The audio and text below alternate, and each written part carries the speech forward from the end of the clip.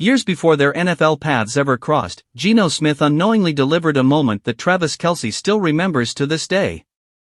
And it all resurfaced ahead of Monday night's matchup, when Smith stopped to chat on the field with ESPN analyst Jason Kelce.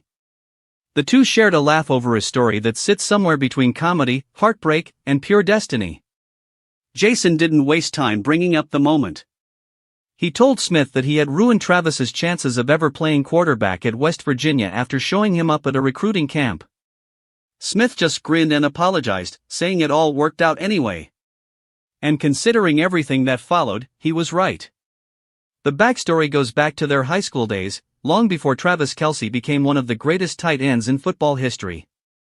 At the time, he was chasing a different dream. He wanted to play quarterback.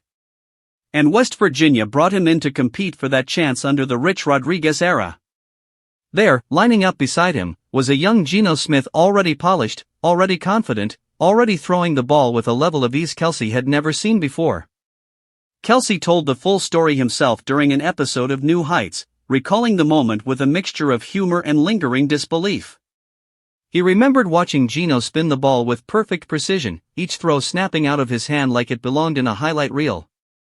Meanwhile, Kelce stood on the sideline, slowly realizing the harsh truth: he didn't have that kind of arm talent. Not even close. He joked that he left empty-handed while Smith left with an offer.